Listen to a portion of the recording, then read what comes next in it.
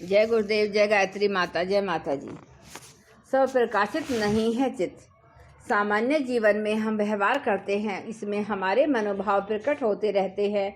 रुचियाँ, दृष्टिकोण, चिंतन सभी कुछ इसमें अभिव्यक्त होते हैं। इंद्रियों से होने वाले अनुभव, कर्म कर्तापन का अभिमान, स्वयं को औरों को पृथक समझने वाला अहंकार, सबकी अनुभूति हर दिन होती रहती है।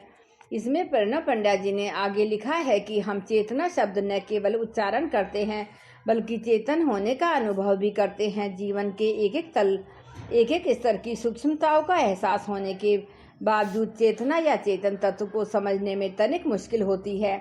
शरीर, प्राण व मन को तो हम आसानी से समझ लेते हैं, पर यहीं आकर हम अटक जाते हैं। मन के पार क्या कुछ है?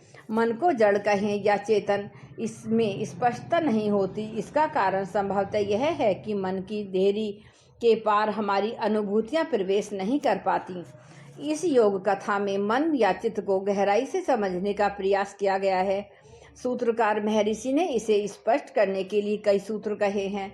चित्त तो परिणामी है, इस कारण वह बाहर की वस्तुओं को सदा देख नहीं पाता। जब किसी वस्तु का उसके साथ संबंध होता है तब वह उसे देखता है, किंतु चित्त का स्वामी जो पुरुष है वह अपरिणामी है। इस कारण न तो उसमें कोई परिणाम उपजते हैं, न ही वह स्वयं किसी प्रक्रिया का परिणाम है। इस वजह से वह चित्त की वृत्तियों को सदैव देखता रहता है। जिस समय जो वृत्ति चित्त में उत्पन्न होती है और जो शांत होती है, सभी को उसे ज्ञान रहता है।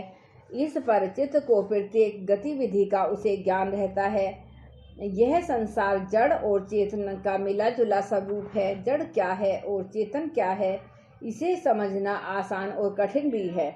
हम बड़ी आसानी से पत्थर के टुकड़े को जड़ कह देते हैं और जीव जंतुओं एवं वृक्ष वनस्पति को चेतन मान लेते हैं, लेकिन बात इतने तक नहीं रुकती। एक हरे भरे वृक्ष के चेतन होने की बात हमें आसानी से समझ में आ जाती है, लेकिन बाद में जब वृक्ष सूख जाता है अथवा उसे काट दिया जाता है, तब उसकी लकड़ी के टुकड़ों को हम आसानी से चेतन नहीं कह पाते। ये लकड़ी के टुकड़े अथवा उनसे विनिर्मित फर्नीचर बस केवल जड़ होते हैं। यह सत्य केवल वृक्ष वनस्पतियों तक सीमित नहीं, जीव जंतुओं पर भी यही बात लागू होती है। छोटे या बड़े जीव जब तक सक्रिय या क्रियाशील होते हैं तब तक हम उन्हें चेतन मानते हैं, लेकिन उनके मर जाने पर उनके शरीर अथवा शरीर के अवशेषों को हम जड़ कहना या मानना पड़ता है। सामान्य जीवों के अथवा मनुष्यों के जीवित रहने पर उन्हें चेतन कहने में कोई समस्या नहीं होती, परंतु उनके मर जाने पर शरीर को किसी भी स्थिति में चेतन नहीं कह सकते। ऐसी स्थिति में यदि हम स्वयं के जीवन को परिभाषित करना हो तो यही कहना पड़ता है कि हमारा यह जीवन जड़ व चेतन का सम्मिश्रण है। लेकिन सवाल यह उठे कि इसमें क्या जड़ है और क्या चेतन है, तो उत्तर में हम आसानी से कह देते हैं कि शरीर जड़ है, पंचभूतों का संघात है।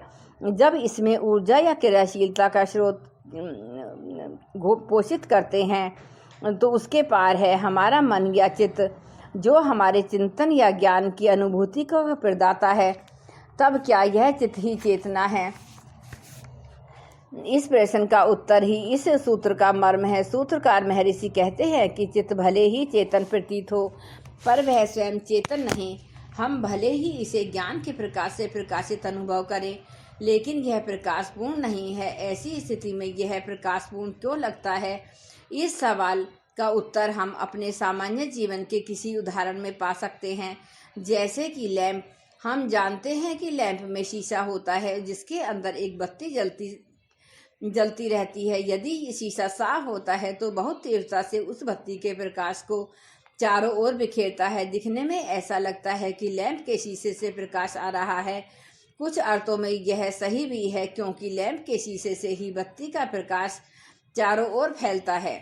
इतने पर भी शीशा स्वप्रकाशित नहीं है, वह सिर्फ लैंप के अंदर जलने वाली बत्ती का प्रकाश बिखेरता है। स्वप्रकाशित अथवा प्रकाश का वास्तविक स्रोत तो जलने वाली बत्ती है। इसके अभाव में शीशा न तो स्वयं प्रकाशित होगा और न ही प्रकाश को बखेर सकेगा। हाँ, यह सच है कि शीशे में यदि धुएं की परत चढ़ जाए तो उसके प्रकाश बिखेरने की क्षमता कम हो जाती है।